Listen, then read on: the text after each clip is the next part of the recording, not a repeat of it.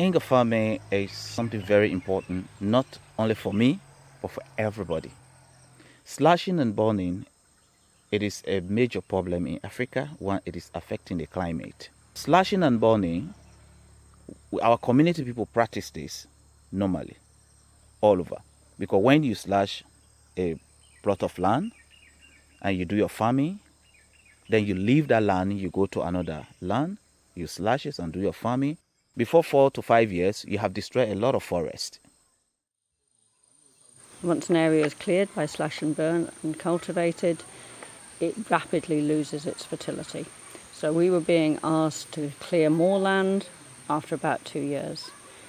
And knowing all the benefits the women's farms brought to the village, but also not wanting to increase the deforestation of the area, we spent a lot of time researching different ways of doing this and came up with Inga Alley Cropping, which was a technique developed by Mike Hands in Honduras, a way in which we could combat slash and burn by developing permanent upland farms.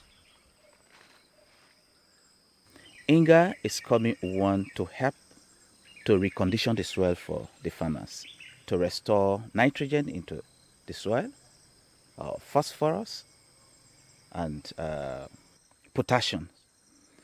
But more especially, it adds the biomass on the soil, which helps to improve the nutrient of the soil. Inga is a very rapidly growing leguminous tree. It also has a very strong leaf which falls and forms what's called a mulch. So it's slow to rot down. As it rots down, it protects the soil, it increases the biomass, and it's also a very good medium for mycelial growth.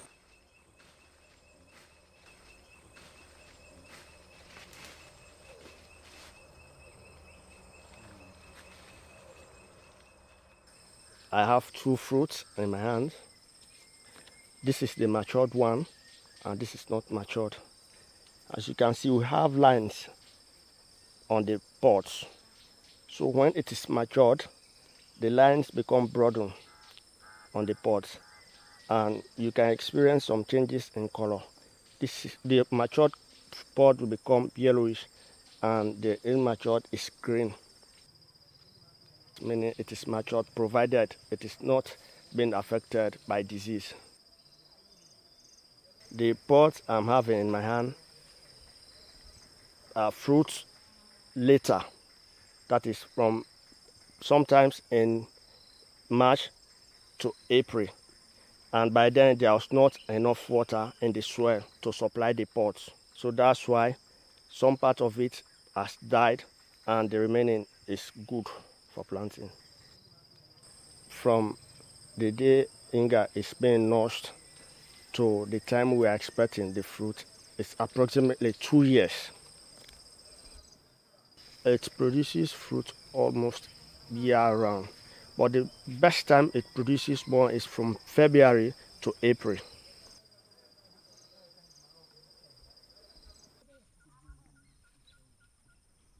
We are at Mansaray community at the Inga Training Center.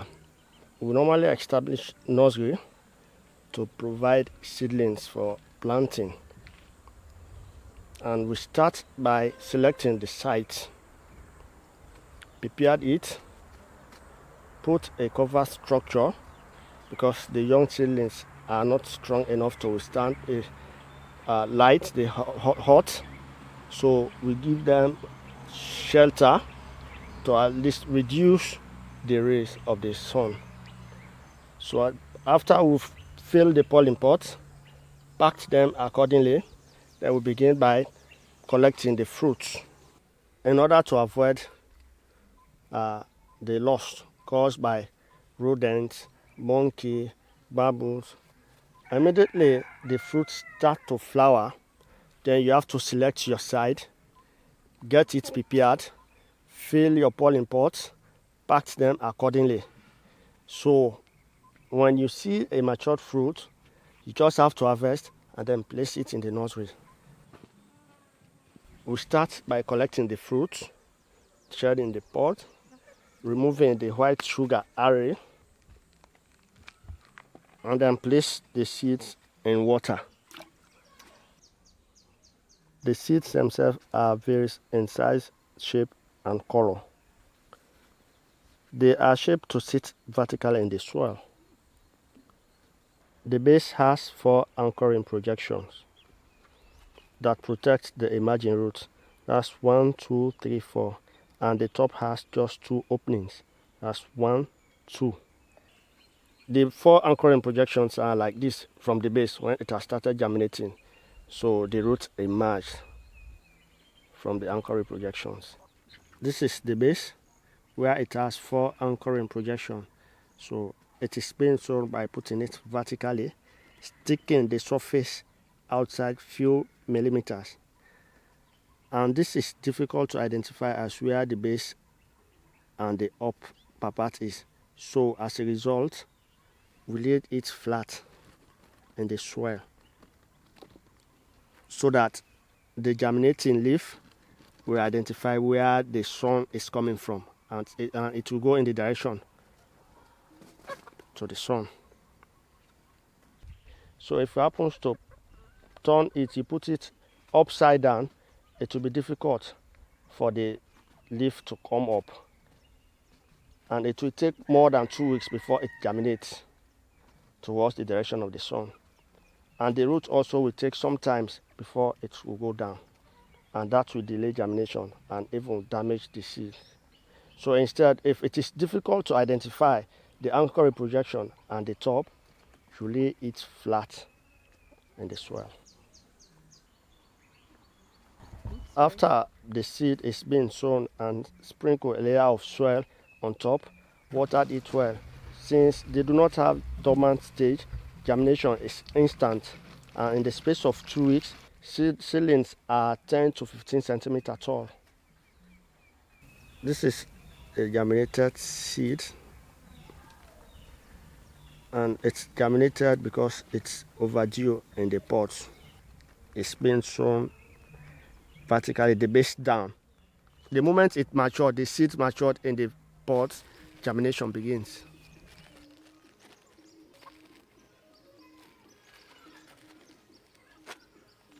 I don't want to damage the root, so I open the soil, the pollen pot, widely and deep so that the root will not damage.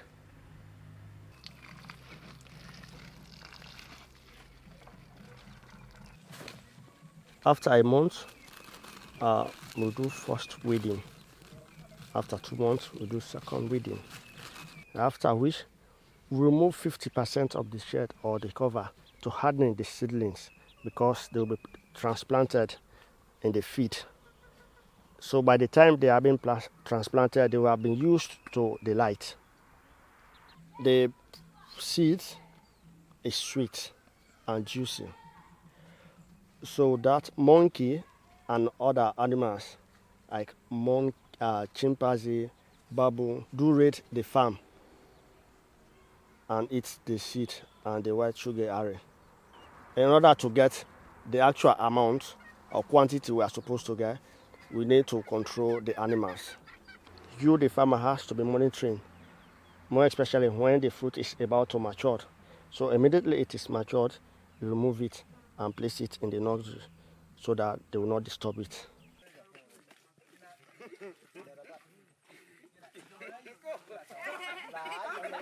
We are in the women's demonstration farm. They have to do slashing here and burn this area. That's the first assignment women's do. After which, then you plant the Inga into it. Then there will be no slashing and burning again. There will be slashing in future, but no burning. From the day you unshell the seeds, put it into the polythene, it takes 3 months. You do transplanting. But again, if, for example, you do that like in November, December, January, you will not be able to transplant it because of our weather in Sierra Leone. It will be very hot. So it needs to take some time into the polythene. But normally we transfer them into the big polythene. In July, when the rain is now coming more, then we do transplanting. But if you do sometime around April, May, June, you can transplant them in July. The example you are seeing, in between the alley is 4 meters, and between the tree in the alley is 50 centimeters. So that's how we do the planting. Now this is a hill.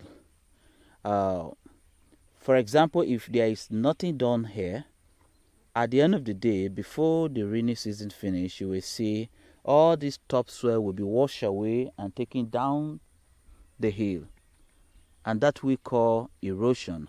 If you are planting Inga here, Inga is coming to help to reduce or to even eliminate erosion by planting the Inga by the side of the hill, not straight down, but at the side of the hill. So when the leaf is falling, in the rainy season, the force of the water reduces because of the Inga leaf is much on the ground. It has a top root system wherein it spread on top of the soil and it holds the soil together, and it won't allow the erosion to just wipe away the uppermost layer of the soil. So it holds on the soil, and the leaf also will serve as a blanket to cover that again. So the soil will be highly protected against erosion.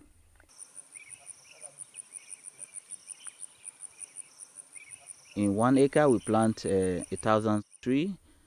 So in that 1,000, we have to broadcast the rock phosphate. And the rock phosphate will be there to be supporting the Inga to grow within the period of 2 years or 2.5 years, something like that, so that the Inga can become more stronger, ready to support the soil for alley farming. We have those bags, which each one is about 50 kg. So this 50 kg is what we broadcast in 1 acre that contain 1,000 Inga. Mike Hans has done a lot of studies in Honduras, and he found that Inga grew best when the land was pre-treated with rock phosphorus, which is ground up rock. So we have done that following his instructions, and certainly the Inga has grown very well. What we're not sure of is whether that is absolutely essential in this climate. We are taking regular soil samples with Njala University, and we have a small experimental plot growing Inga without rock phosphate. My understanding from Mike Hans was that the phosphorus gives the Inga a boost, probably equivalent to about 3 years' growth. But we will wait and see what happens here. It is not repeated. It's not like a fertiliser that you have to put on every year. So we're expecting just a single application before planting the seedlings to be enough.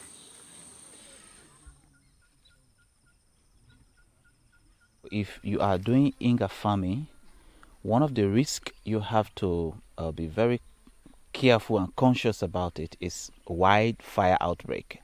At the back here, you see a small portion of a bush which serves as a fire outbreak here.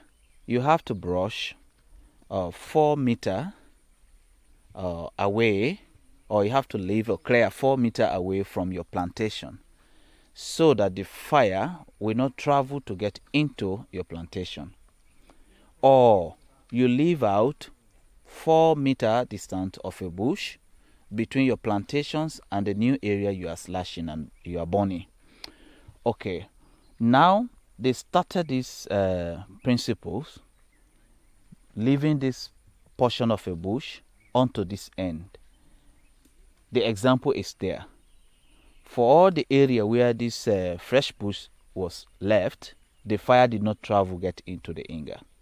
But because of they did not continue this portion of a bush towards the end of the Inga, you find out that the fire was heavy here and the outbreak was serious, and it get into the Inga and burn part of the Inga. This one can serve as educations to all Inga farmer, that anytime you are making farm or any other person is making farm near your Inga plantation, you have to advise them to leave a fire belt. Or when they are burning their farm, they should be around to protect the fire from getting into your Inga plantations in order to avoid this kind of small disaster that occur here. Before those Inga to regain, though some of the trees are sprouting, it is okay, they are going to come up, but it will take some time before they become mature here for any alley farming.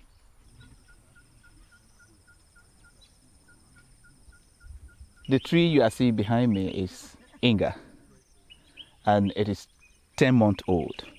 We planted this last year, July, and before getting to the rain. But you see, Inga is very weak and it needs a lot of care before they sustain their life. So after getting into the rain and the dry season was approaching more faster in this particular year than ever. So towards November, there was a dry season. And we find out in January, February this year, the sun is too much hot. And then there was another problem which we encounter. What you are seeing here is an Inga leaf. And all this leaf was eaten by the locusts. If they are not getting proper water, the termite attack them. You find out that we planted 500 Inga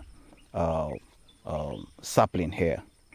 But most of it died because of they were not getting proper water now because we are in the dry season and the termite attack them. That is a problem you are seeing presently here. It is the only challenges we are facing presently on the Inga planting exercise. To start fixing the problem or the challenges we are seeing here, one is to make sure that we clean the whole plot. Then in that regard, we can get rid of the locusts either by hand picking, because we don't want to apply any chemical on them, because you see the Inga itself, it deal with some small insect and they do other things to the Inga. So we don't want to apply no chemical on them. So we can do hand picking on the locusts, you know, like asking the children to just kill them out of the Inga. I think that should be the strategy. But most importantly, cleaning is really part of godliness of everything we do. We have to clear this plot of land where we planted the Inga. So only Inga we can see at this moment, so that we'll be able to assess each and everything that is coming towards Inga, which is not good. What happens in Inga Alley cropping is the trees are planted in rows about 1/2 metre apart. The gap between the rows is about 4 metres, so you effectively have hedges. They grow up for between 2 and 3 years until the canopy closes overhead, shading the soil underneath. During all that time, the leaves have been falling and building up a blanket over the soil, which also suppresses weeds. So at the point that the weeds are suppressed, then the Inga is cut to approximately 5 foot, so it's pollarded. The wood is taken for firewood, and the leaves are laid on the carpet of leaves on the ground. When the trees have grown enough for pollarding, the canopy will close up and there will be enough leaves on the ground that suppresses the weed. If all things remain the same, the favorable conditions for the plant, the earliest time is 2 years for the canopy to close up for pollarding. But if conditions are not favorable, maybe the climate also, it will take up to 3 years before the canopy closes for pollarding.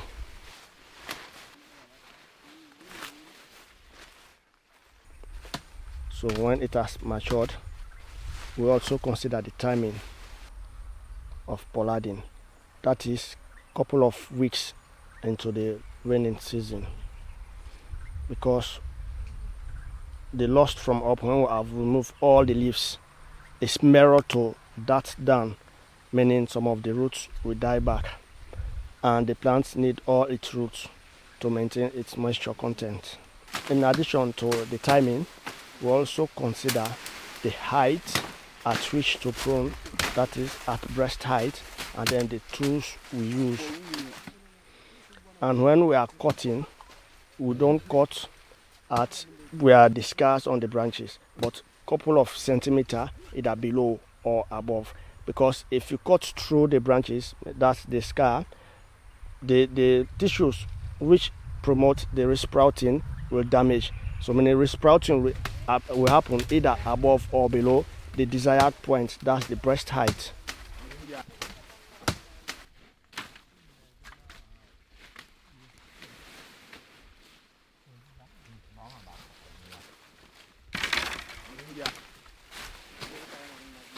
After we've pruned, we've cut the branches, we put it on the ground. After some days, for 3 or 4 days, we remove the wood and leave the trees, the leaves on the ground for a couple of days, so that the heat on the ground will be less. After which, we plant our crops in between the alleys.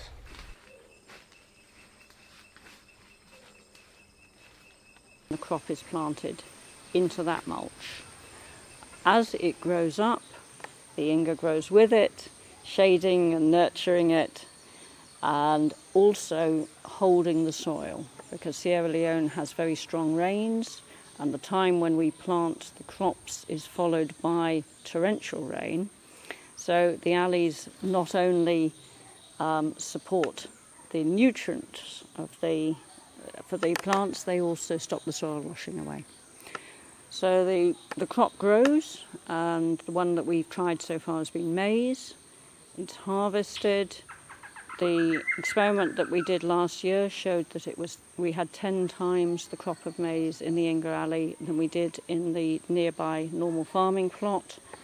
And the Inga is then left to recover.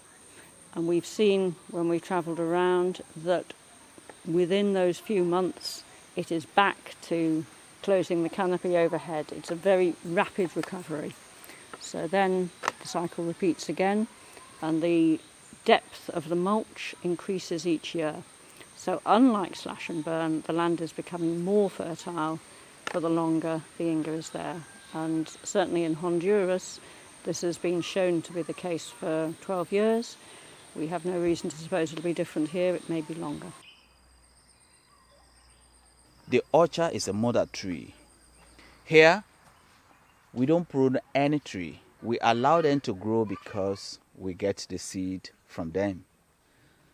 You know, if you prune anyone, it takes you a year or 2 before you have a seed. So we allow them to grow.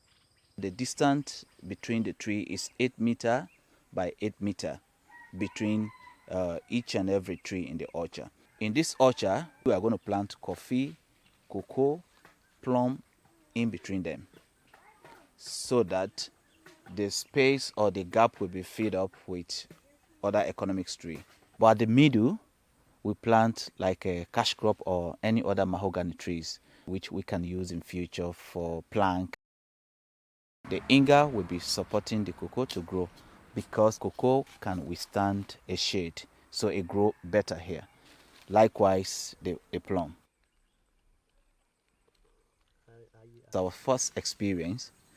Within the same year, we planted cocoa in between.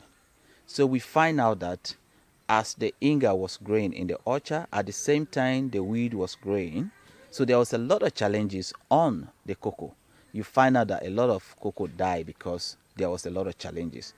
So we now have an education that we have to allow the Inga to grow in 2 years' time to suppress all the weeds before we plant cocoa, coffee, and other economic tree.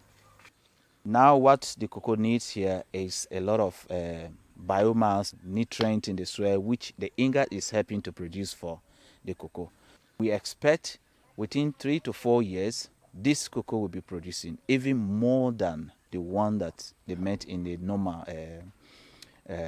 plantations farm. So that's the reason why we're here, and that's the reason why we are telling people we have to plant cash crop or economic tree into the Inga orchard.